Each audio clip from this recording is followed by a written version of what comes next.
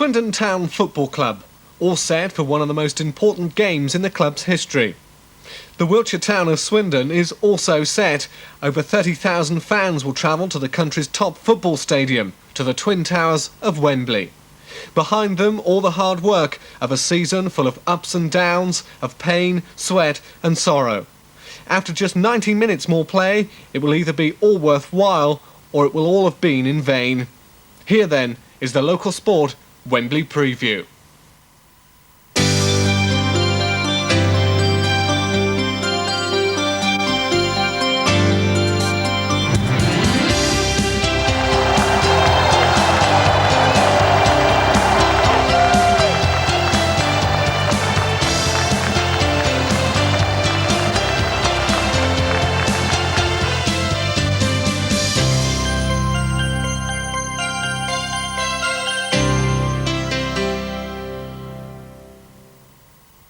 Hello there and welcome to the county ground for our local sport Wembley preview as we take a look ahead to Swindon's most important game ever when they go to Wembley on Monday to play Leicester City. Well, do stay with us because coming up today we have a whole host of reports taking a look at the players and their style of play and also what happens if we make it up into the Premier League. We'll also be talking to some of the people behind the scenes here at Swindon Town Football Club. And as if that wasn't enough, a little later on we'll be reminding you of Swindon's last successful visit to Wembley under the Argentinian manager Ozzy Ardiles. That's coming up a bit later, so do stay with us. Well, as we've mentioned, the big match is taking place on Monday. It is, of course, the finals of the playoffs and their opponents are Leicester City. Now, anyone who's seen Swindon play this season will admit that their style of play deserves to be played at the very top of their profession, and that surely can only mean the Premier League. That's something that the players and the management team confidently agree with, as John Gorman told us at the very start of this season. It's always exciting, you know, it's very exciting to start it, and I think this year especially because we feel we achieved an awful lot last year without actually getting where we deserved, and we're hoping that we'll put it right this year and be in the rightful place where we should be. So this is certainly going to be Swindon Town's season? Well, we're going for it, that's for sure. We feel we've got the quality, and as I say, we steer clear of injury, and we've added a couple of new players, which is, gives us more power to our squad, and things are looking good.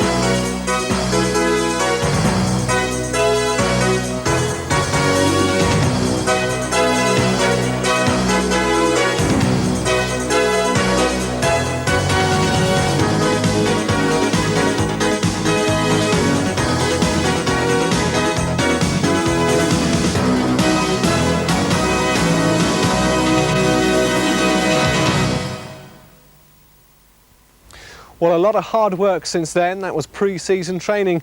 Well, as Swindon Town will tell you, all their hard work will count for nothing unless they can win this next big one.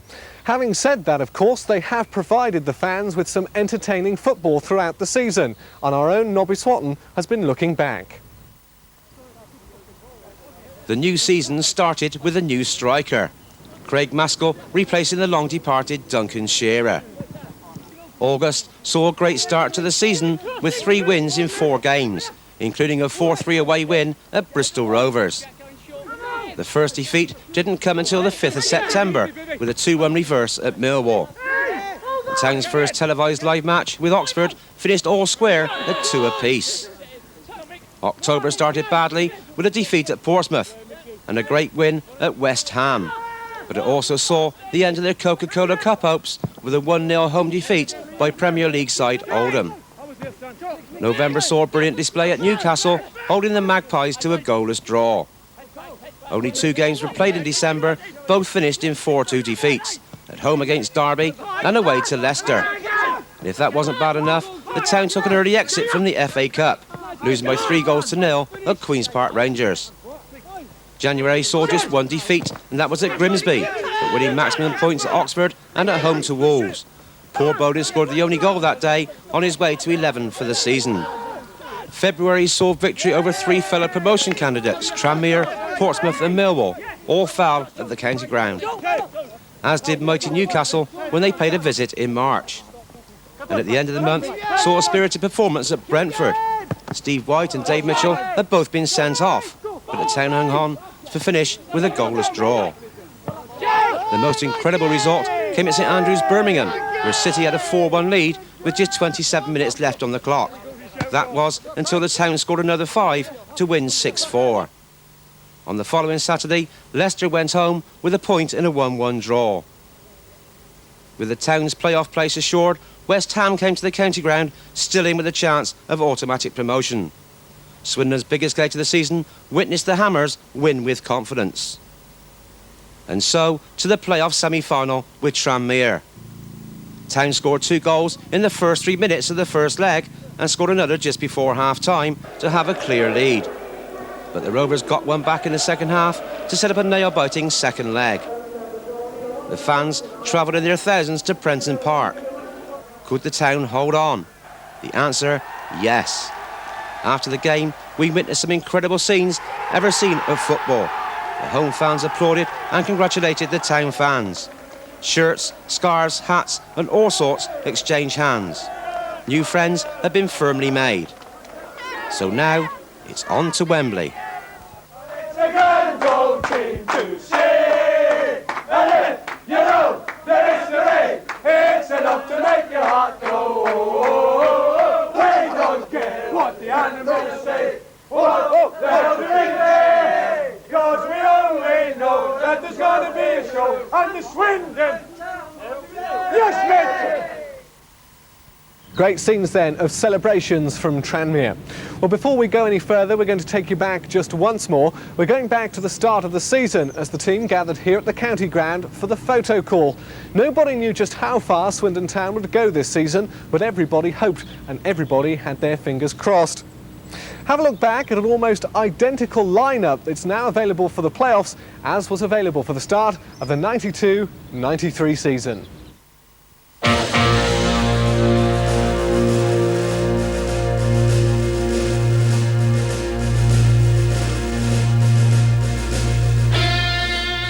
Fraser Digby, England under-21 international, who missed most of last season through injury and loss of form. Nicky Hammond pushed Digby all the way last season for the #1 spot and will do so again this year. David Kerslake, fast, versatile player who has attracted several big clubs but has stayed loyal to Swindon. Sean Taylor, player of the season last term, big, strong central defender who likes to score goals. Colin Cudderwood, Mr. Consistency, that's why he's captain, always gives 100%.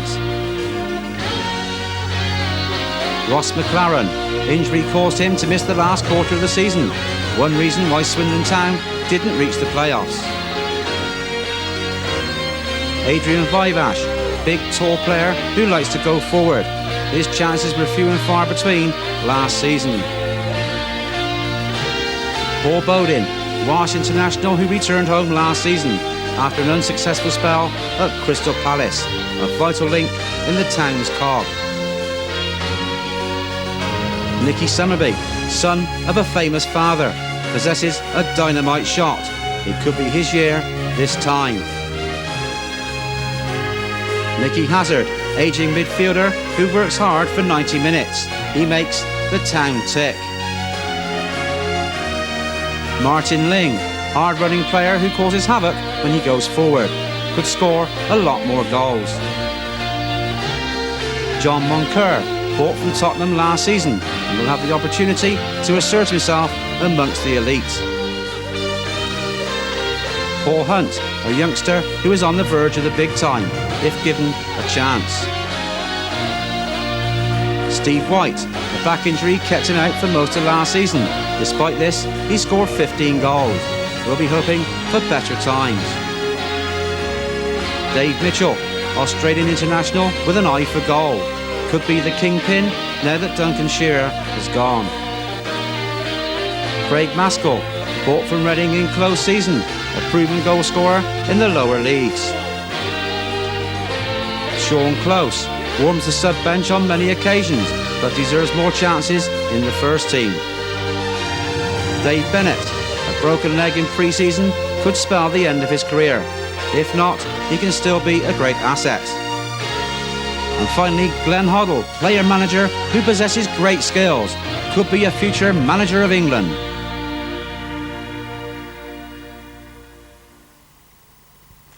Well, it's interesting to note that the one player missing from the lineup now is David Kerslake, sold of course to help keep Swindon afloat financially. A win on Monday, quite ironically, could solve most of Swindon's financial worries in one foul swoop. And how many of you would have highlighted new face Craig Maskell to become Swindon's top goal scorer? Well, the excitement has been building for the last couple of weeks, and the realisation by Swindon fans that they were through to the finals after beating Tranmere really set their hearts alight. Swindon fans are used to getting excited. For many, the last visit was the chance of a lifetime to see their side playing at the country's most prestigious ground. For many, however, this will be their first Wembley visit. The events that have gone by in the past mean that both the fans and the players have a score to settle with Wembley and the Premier League.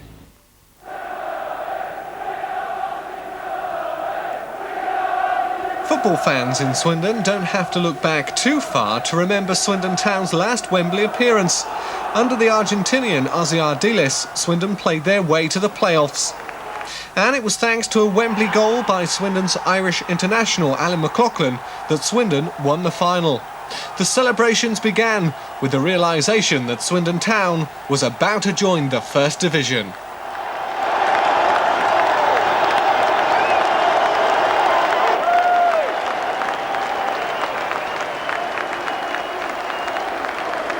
The whole town was in a state of celebration. An open-top bus ride through the town brought unbelievable scenes as the crowds gathered to cheer their heroes home.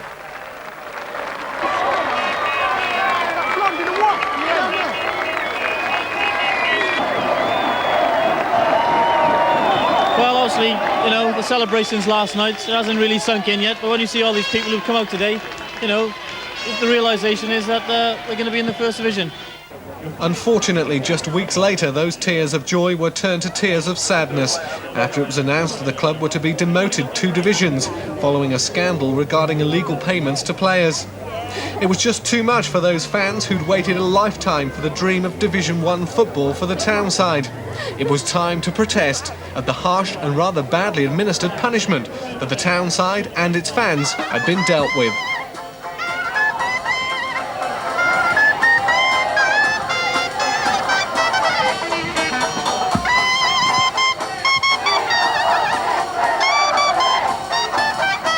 Again, mass crowds on the streets of the town, this time protesting as loudly as possible. Huge amounts of people marching for a cause. So many people, in fact, that they formed a human chain around the town. Their actions weren't wasted. Swindon was finally placed into the Second Division and left to heal its scars. Scars which only now are being healed and forgotten amongst its fans. Many of the 1990 team lineup may have gone, but the club goes on, and the fans know that if the players can pull it off this time, it's for keeps, and according to them, they'll be up where they belong.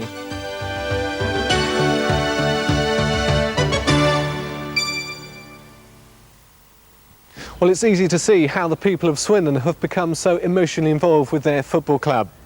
Well, you may remember that last time Swindon played at Wembley, they took with them over 30,000 fans, and this time round the number looks to be even greater. Well, Swindon Town have learnt the hard way the secrets of mass ticket selling. This time round they were ready when the tickets went on general sale.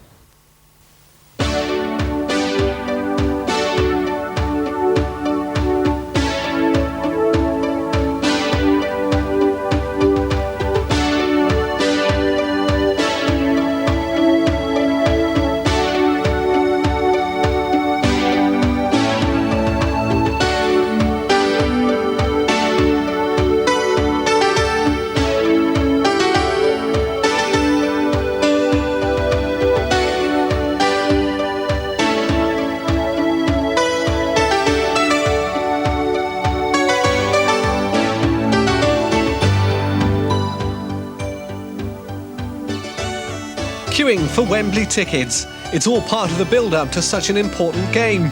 Last time Swindon were in the playoffs, there was utter confusion. The sheer quantity of fans turning up for their tickets overwhelmed the club, not used to dealing with such vast numbers of fans. This time the club had it organised thanks to club secretary John Pollard. John and his team had already made the necessary arrangements to sell tickets before the away leg of the semi-finals at Tranmere. Fairly was the watchword.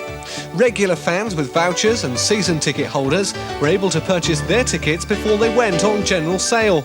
And when they did, the fans were prepared to queue for many hours.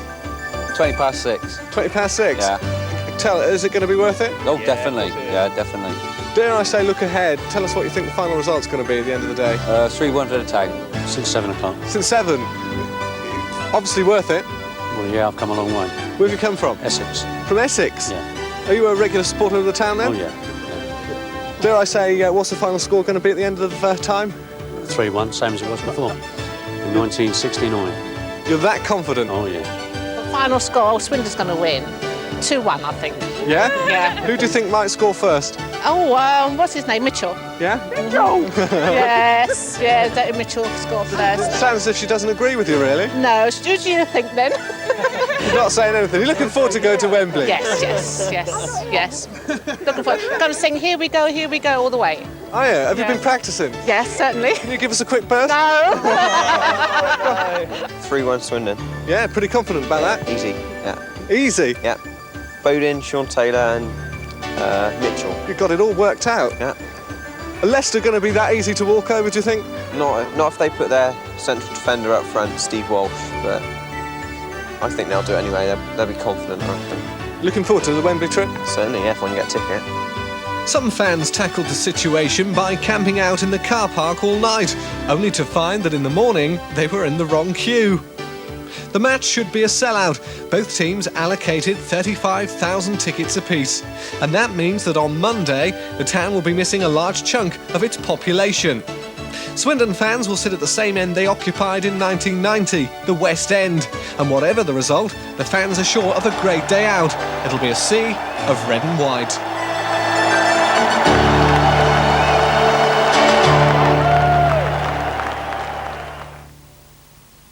Well, we've already mentioned the excitement mounting for the big game on Monday, and in a moment we'll let you hear Swindon Town's song. Yes, the chance for them to relax. They recorded a song. It's called Up Where We Belong. That's in just a short while. But first, with me is local sport presenter, lifelong fan of Swindon Town, Nobby Swatton. Nobby, let me start by asking you, can Swindon come away on Monday from Wembley victorious? I think they can, Paul. All the omens are there. Leicester have never won at Wembley. Swindon have never lost. And also the pitch, that's going to be a big important factor in the game. It's ideal for Swindon's style of play, the passing game, and I think they're going to do it. Well, let us just look ahead for a moment and glance into the future. What happens if they actually do make it up into the Premier League? Well, obviously it's Premier League football. It means a lot of money to the club.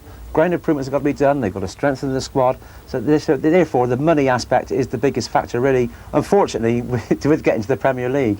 Now, it is an important game for Swindon. What are the implications, do you think, if they don't actually make it up into the Premier League?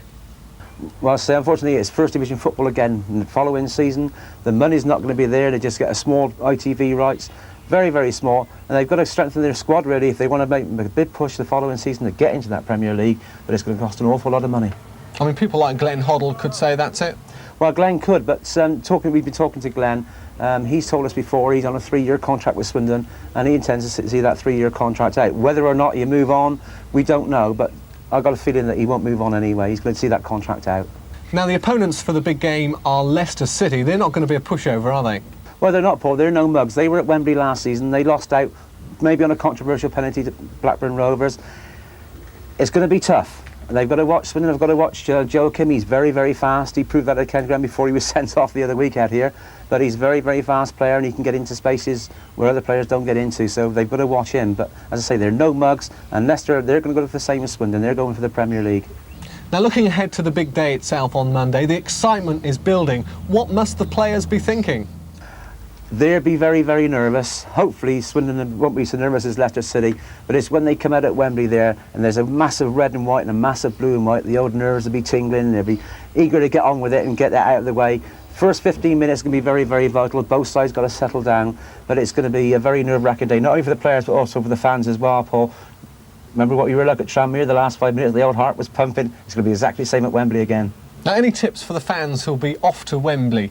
Well, all I want to say to them is enjoy themselves. The stewards are there to help them at Wembley Stadium. If they've got any problems, see the steward, and they'll get them put right. But as they say, enjoy themselves, have a great day out, and let's hope that they get Swindon there in their Premier League, and I'm looking forward to coming in that motorway at the end of the game and seeing the massive red and white as we come into Swindon like we did last time. Absolutely fantastic. But most of all, most important of all, make sure you lock your doors and your windows before you leave. Burglar's paradise in Swindon on Monday. Nobby, thanks very much. Well, let us take time out now and turn our attention to music. Swindon Town took time off in the playoffs to record a song. It's called Up Where We Belong. Here it is, to pictures gathered from the local sport library.